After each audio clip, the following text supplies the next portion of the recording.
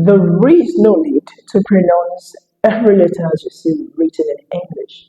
Plenty of words begin with silent C, which you should simply skip.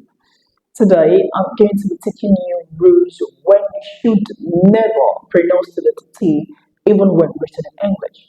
The question I got a lot from people and some of my students is, sagacious, if some letters are silent, then why are they written in the first place? Well, the reason lies in the nature of the English language itself. The English language is dynamic, not tied to a particular country or tribe. It is a global language that has borrowed extensively from Latin, French, Greek, Germanic, Nigerian, and Africa as a whole, and many other languages, with little or no modification to spelling and pronunciation. As a result, the pronunciation does not always match, tallies, or correspond with the spellings. Unlike languages like Yoruba, Igbo, Hausa, which are local languages in Nigeria, and the Spanish, a national language. Now, let's begin with the lesson. Silent T at the beginning of words. This section is very short. Silent T at the beginning of words is very rare. Frankly speaking, there aren't many true cases with completely silent T at the beginning of words because it feels awkward to pronounce the sound T and S together. However, there are only a couple of examples. The first we have is za.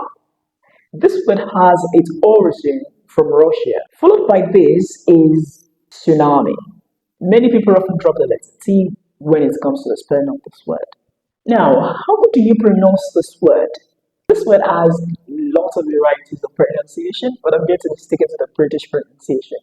You can either pronounce this word as tsetse, as in tsetse fly, or you pronounce it as setse, which of course is applicable to this concept. Setse or tsetse. So it is not tsetse fly. Now, let's look at the largest set of words featuring silent C, those that ends with stle. For example, castle, apostle. Some people love to directly connect the sounds and having something like so, castle, apostle. This is very rampant among some of the American speakers. But for ease of flow, some people pronounce it with a gentle touch of the short sound, having something like so, not directly so.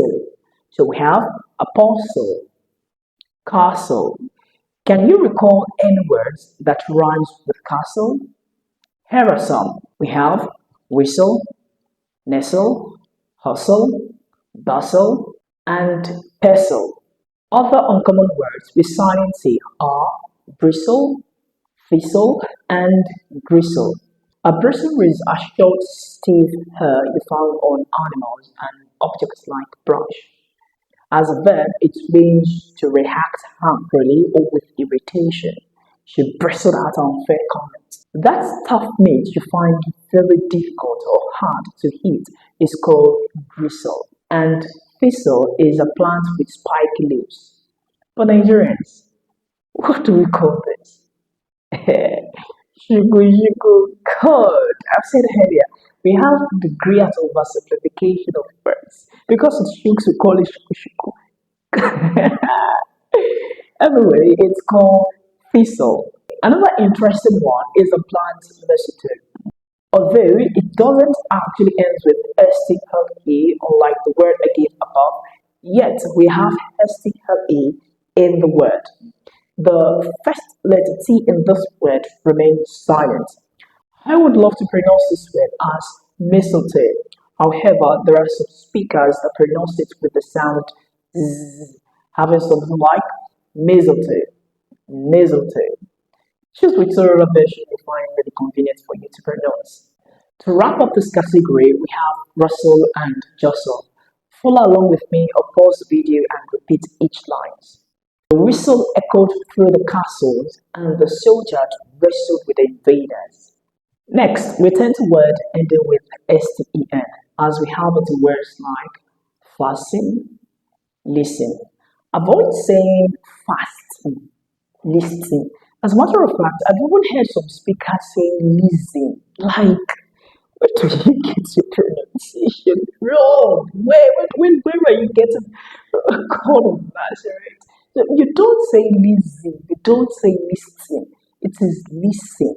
The letter S does not result in voiced consonant, unlike husband, music. So it is listen, not listen.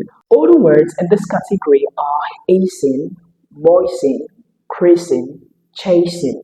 It is important to take note that this is not applicable to every word with SCEN. For example, stencil. You don't say sensor. So the letter T in the word doesn't appear silent. Now let's practice this together. Shout out my voice or pause the video and repeat after me. Please listen to me and don't forget to fasten your seatbelt. Coming up next is often and soften. Should the letter T be pronounced in those words? As for soften, the letter T should always be dropped. With often, both pronunciations are correct. You can either say often as I do love to pronounce it, or you say often, although many learners have the voice never to pronounce the letter T in this word. That is not entirely true. It can be pronounced either ways. Often, often, both ways. Silent T also appears at the middle of several common words like Christmas, Christian, mortgage, chestnut, and hasmalt. Both the letter T and letter H in hasmalt are silent.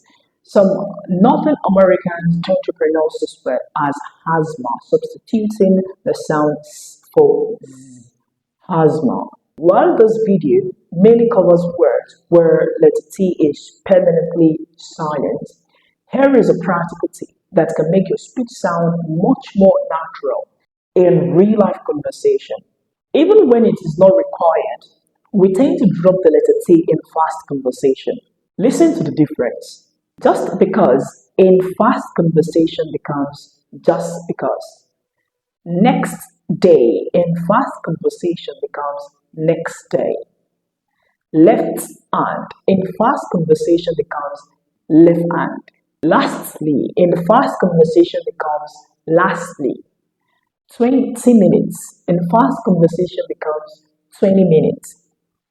Right now in fast conversation becomes right now. In fast speech, we are lazy. Our mouth does not fully release the T before it takes the next sound. This often appears where the next word begins with a consonant sound. It doesn't really matter if the consonant sound is voiced or voiceless.